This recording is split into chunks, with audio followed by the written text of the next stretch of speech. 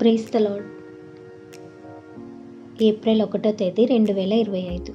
ఈరోజు దేవుని వాగ్దానము. పాపము చేయు ప్రతివాడును ఆజ్ఞను అతిక్రమించును. యోహాను రాసిన మొదటి పత్రిక 3వ అధ్యాయం 4వ వచనం. ఈ వాక్యం ద్వారా మనం తెలుసుకోవాల్సిన విషయం ఏంటంటే, ఆజ్ఞ అతిక్రమం అనగానే మనకు గుర్తొచ్చే వ్యక్తి హవ్వ. ఈ లోకంలో సర్వమును సృష్టించి సమస్తమును సిద్ధపరిచి ఆదాము హవ్వలను ఏదెను వనములో పెట్టి అక్కడున్న సమస్తంపై దేవుడు వారికి అధికారం ఇచ్చాడు. హవ్వ జీవితం గురించి మనం తెలుసుకున్నప్పుడు ఆహా, ఎంత ధన్యత అనిపిస్తుంది. ఎందుకంటే ఈ లోకంలో మొదటి తల్లి, మొదటి భార్య, మొదటి స్త్రీగా ప్రాముఖ్యమైన స్థానాలను ఈ లోకంలో హవ్వ పొందుకుంది. కానీ దానిని చివరి వరకు నిలబెట్టుకోలేకపోయింది. సాతాను మాటలు నమ్మి దేవుడిచ్చిన ఆజ్ఞను అతిక్రమించింది. చివరకు అయ్యో, హవ్వ జీవితం ఇలా అయిపోయిందేంటి అని అనిపిస్తుంది. తాను పాపం చేయటం మాత్రమే కాక తన భర్తను కూడా పాపానికి ప్రేరేపించింది.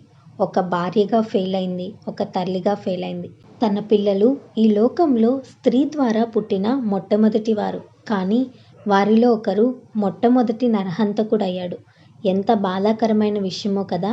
మనము కూడా అంతే. మనం పొందవలసిన శిలువ మరణం, కొరడా దెబ్బలు మనకు బదులుగా ఆయన పొంది తన రక్తాన్ని మన కొరకు కార్చి రక్షణ భాగ్యం మనకిస్తే దానిని మనం నిలబెట్టుకోలేక హవ్వ వలె దేవుని ఆజ్ఞలను వ్యతిరేకించి జీవిస్తున్నాం. దేవుడు వెళ్ళవద్దు అని చెప్పిన ప్రదేశాలకే వెళ్తాం, చూడొద్దని చెప్పిన వాటినే చూస్తాం. మాట్లాడొద్దన్న మాటల్నే మనం మాట్లాడతాం, చేయొద్దన్న పనుల్నే మనం చేస్తాం.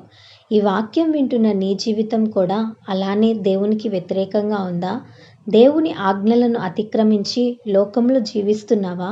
దేవుడు మరొక అవకాశం ఇస్తున్నాడు. సిలువలో దేవుడు పొందిన మరణాన్ని ఒక్కసారి జ్ఞాపకం చేసుకో. నీ జీవితాన్ని సరిచేసుకో.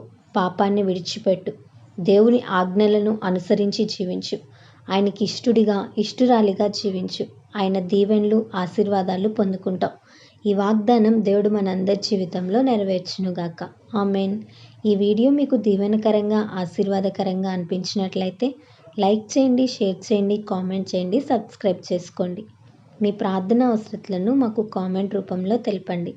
మీ కొరకు తప్పక ప్రార్థిస్తాం. God bless you.